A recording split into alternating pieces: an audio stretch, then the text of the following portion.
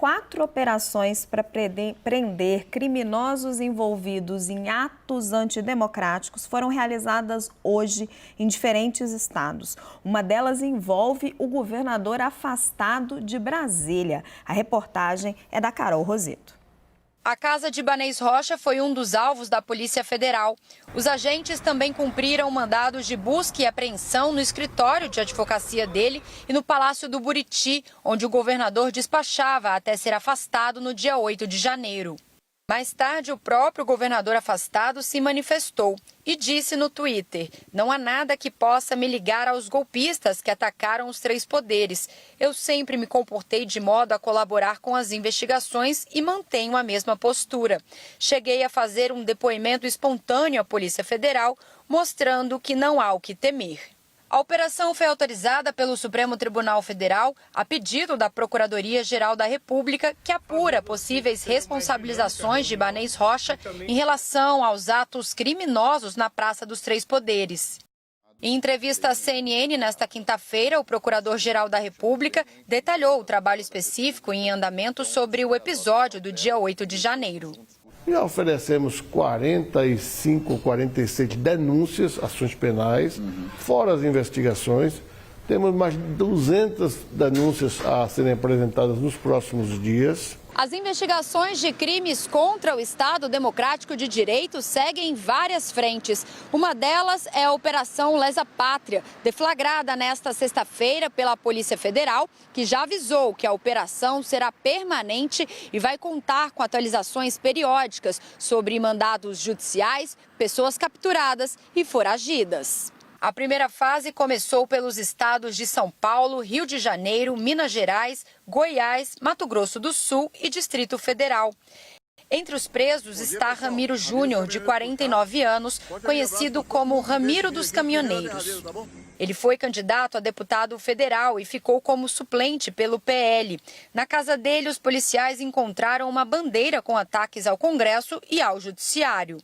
A polícia prendeu ainda Renan Silva Sena, demitido do Ministério dos Direitos Humanos em maio de 2020, após divulgar um vídeo com ofensas a autoridades. Com ele, os policiais localizaram R$22 mil. As ordens judiciais, no âmbito da Operação Lesa Pátria, foram expedidas pelo Supremo Tribunal Federal e têm sido concentradas no ministro Alexandre de Moraes. Nós procuramos a defesa dos suspeitos presos pela Polícia Federal, mas não tivemos retorno. Agora vamos para a análise. Agora temos a participação de Celso Vilardi, advogado criminalista e professor da Fundação Getúlio Vargas. Doutor Celso, boa noite. Muito obrigado por se juntar a nós aqui no WW. Boa noite Raquel, boa noite a todos que nos acompanham, os nossos companheiros da mesa. Doutor Celso, eu queria propor um exercício para nós aqui hoje, que é a gente tentar traçar alguns paralelos que já estão sendo feitos pela opinião pública entre essa operação que está surgindo, a Lesa Pátria, que a PF diz que vai ser permanente, e outra operação muito marcante para o Brasil, que foi a Lava Jato. Um dos pontos que eu acho que é possível a gente começar a abordar, por exemplo, na época da Lava Jato, o juiz Sérgio Moro foi muito criticado por chamar a competência de vários temas, várias ações relacionadas à corrupção da Petrobras para ele. Muitos dos seus colegas o criticavam por isso. Hoje, nesses atos antidemocráticos, e já vem do inquérito das fake news, muitos advogados não veem um problema nisso quando se trata do ministro Alexandre de Moraes. Como é que o senhor enxerga essa questão? 2 pesos e 2 medidas ou é realmente diferente? Não, eu acho que existe uma semelhança a respeito dessa questão da competência grande, né?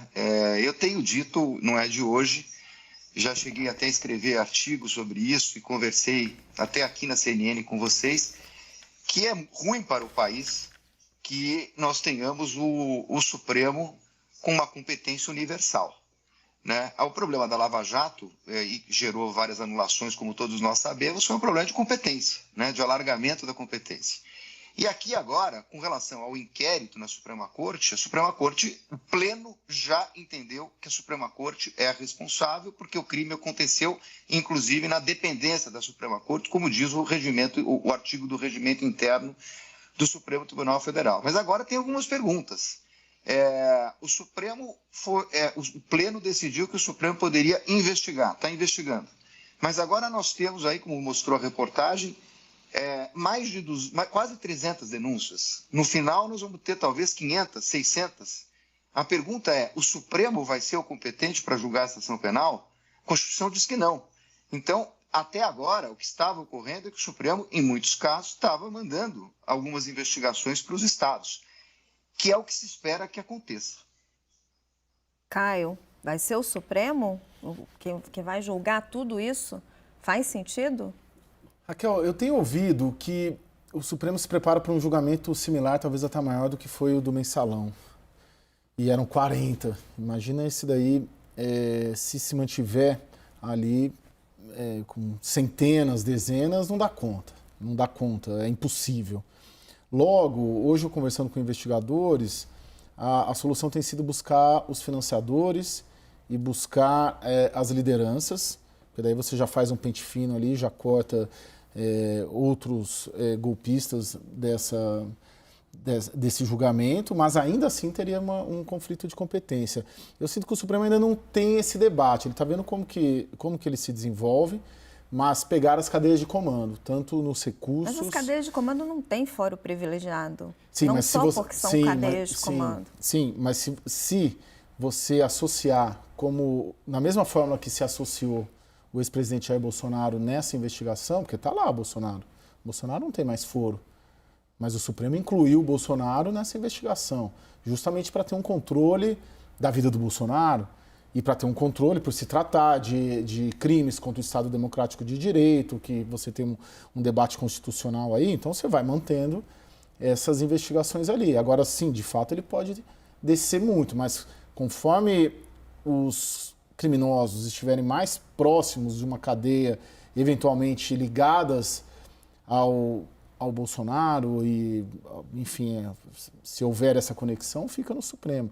Mas ele vai ter que fazer um corte, porque senão é impossível julgar esses atos de 8 de janeiro e dos bloqueios das rodovias. É impossível.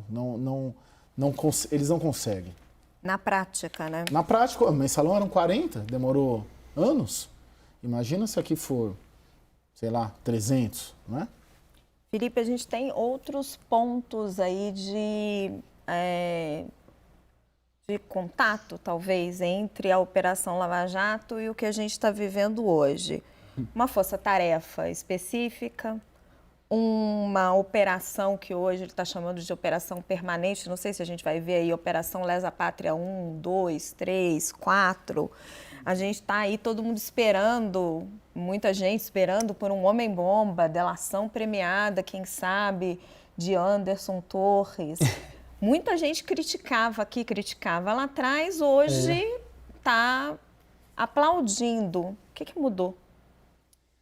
Olha, é o duplo padrão, né? O Brasil vive um festival de duplo padrão porque as decisões são tomadas conforme a conveniência do momento. Não tem essa cultura de você seguir critérios abstratos já devidamente fixados, que se apliquem a diversos personagens de diversos setores, de diversos pontos do espectro político e ideológico e a diversas situações particulares. Então, é isso que vocês começaram falando a respeito de competência, mostra a absoluta insegurança jurídica que vigora no Brasil.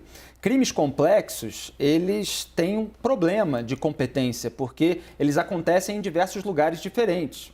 Então, você tem uma estatal que está num lugar, o acerto da propina, de repente, é em outro, tem outro elemento que leva para outro. Só no caso do Lula tinha discussão sobre deveria ser em Curitiba, deveria ser em Brasília, deveria ser em São Paulo.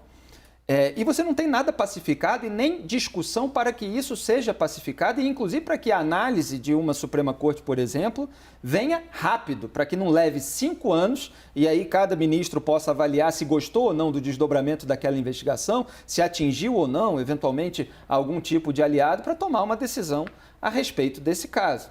Então, o que a gente viu como o professor falou, na Lava Jato, uma espécie de competência alargada, ela foi sendo cozinhada a banho-maria até o momento em que resolveram julgar aquilo, porque teve desdobramentos que incomodaram muita gente. E agora a gente vê os garantistas de ocasião, a gente vê os punitivistas seletivos, a gente vê muita gente que é garantista contra corrupto, mas é punitivista contra golpista. A Procuradoria-Geral da República do Augusto Aras criou esse grupo estratégico só para não chamar de força-tarefa, né? Ele que extinguiu a força-tarefa da Lava Jato, agradou a classe política com essa extinção, foi reconduzido ao cargo por causa disso e pela narrativa de criminalização da política, mas é criticado por ser complacente com o bolsonarismo. Aí o que o STF, ali com Alexandre de Moraes e até lá atrás com Dias Toffoli, com a criação de ofício do inquérito das fake news, fez? Contornou a PGR. Aliás, aquele inquérito foi usado, inclusive, para suspender apurações da Receita que poderiam atingir ministros. Mas era um inquérito que tinha o pretexto de tratar de ameaças bolsonaristas. Contornou a PGR. A gente viu agora a PGR sendo contornada nessa determinação de prisão do Anderson Torres e de afastamento do Ibanez. Agora a PGR está correndo atrás, como eu comentei aqui mais cedo.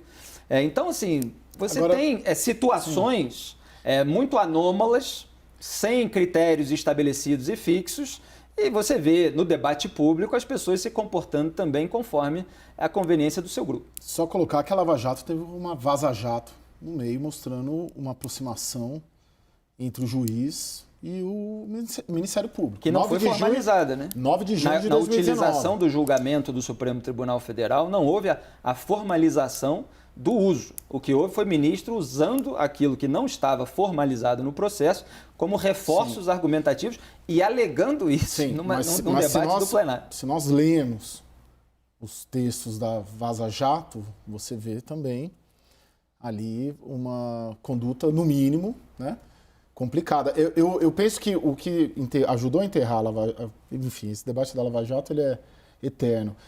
O bolsonarismo, a forma... Vamos lá.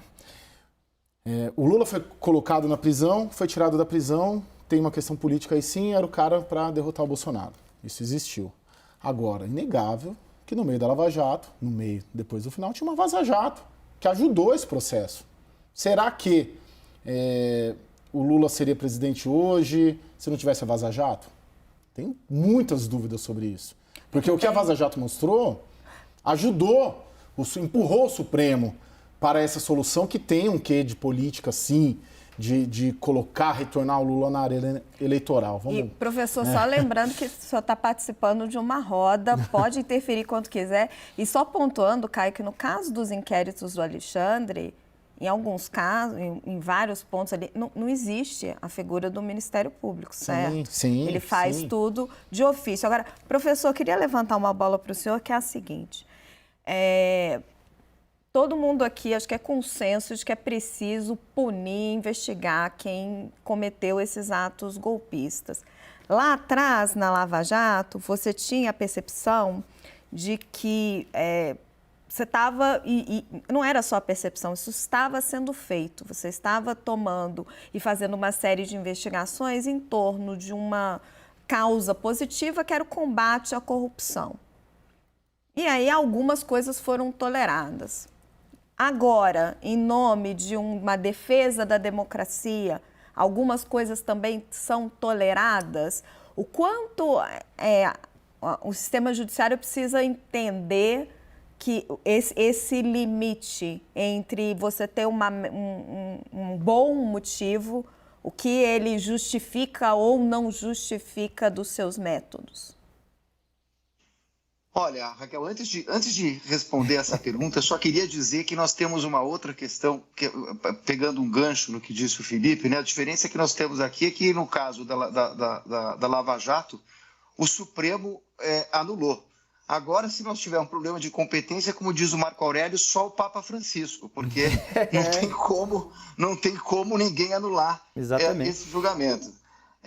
E a segunda questão é a seguinte, eu acho, eu já disse isso e repito, que o Supremo começou mal. Eu entendo, inclusive, que os atos foram tão bárbaros, a destruição do Supremo foi tão do Supremo e da sede dos três poderes foi algo absolutamente impactante, mas nós começamos aplicando uma lei antiterrorismo que nitidamente não se aplica. Nós temos essa questão da competência, que é muito complicado que o Supremo julgue, não só pela questão de que julgar 200, 300 ou 1.000 pessoas com 8 testemunhas para cada acusação que tenha sido feita, torna o Supremo, na verdade, uma vara criminal, o que é absolutamente inadmissível, como também tem um problema de competência constitucional, que não pode se admitir que as pessoas que não têm foro, até porque, lembrando o que o Caio falou, no mensalão, o Supremo disse que ficar os 40 no Supremo foi a exceção absoluta, porque o certo era desmembrar e a Corte tem desmembrado. Então, eu quero dizer o seguinte: apesar de ninguém mudar a decisão do Supremo, nós precisamos, como disse há pouco, ainda no início do programa, pacificar o país. E nós precisamos de passar uma imagem para o mundo de segurança jurídica. Nós só vamos fazer isso se nós fizermos uma punição correta. A Procuradoria, que estava absolutamente afastada desse debate, agora está correndo atrás do prejuízo e veio com denúncias corretas com o artigo 359 do Código Penal. Porque punir por terrorismo, prender por terrorismo, que é uma lei evidentemente inaplicável, vai colocar fogo no país e legitima o discurso de que o Supremo está abusando dos seus poderes constitucionais. Quer aproveitar para responder a pergunta que eu tinha feito ao professor sobre corrupção e democracia? Os fins justificam os meios? Não, os fins não justificam os meios. É que muito se aponta erros de investigação, erros processuais, e a gente está vendo, nesse caso, uma série de erros que as pessoas podem apontar, né? Tem uma série de embates, o professor está apontando aqui uma série de questões sensíveis. A questão é que quando você tem realmente uma Suprema Corte e toda uma pressão política para que esses erros sejam potencializados e transformados num motivo de impunidade geral, isso acontece. Agora, quando é a Suprema Corte que está mandando e cometendo os erros e fazendo atropelos processuais, etc., você não tem ninguém para fazer isso. Então, o processo continua. É esse senso de nuances que se perdeu absolutamente no debate público brasileiro. Então se potencializa e toda investigação tem erro, todo processo tem algum tipo de problema. A questão é que o país precisa fazer esse peso, esse balanço entre aquilo que é grave e não deixar os crimes graves ficarem impunes. Agora, há todo um consenso de que os crimes cometidos, porque tem imagem, né? Você tem um impacto visual, né? Quando você tem a corrupção, a lavagem de dinheiro, você pode sequestrar a narrativa com o debate público e fingir que nada disso aconteceu, porque as pessoas não veem, às vezes não leem os processos. Agora tem imagem, então tem um consenso aqui de que essas pessoas precisam ser punidas de algum jeito. Se tiver uns atropelos aqui, uns erros ali, tudo bem. Agora, quando é corrupção, lavagem de dinheiro, peculato, aí ai de que tiver um fio de cabelo errado ou se encontrar mesmo uma prova ilícita com conteúdo não autenticado de mensagem que se usa como um reforço argumentativo. Então, assim, isso que é muito curioso, é uma hipocrisia generalizada. Gente, o debate é interessantíssimo, mas eu estou com o tempo apertadinho. Professor Celso Velarde, muito obrigada pela sua participação aqui no WW. O professor sempre nos auxilia. Volte sempre, professor. Muito obrigada. Boa noite. Obrigado a vocês.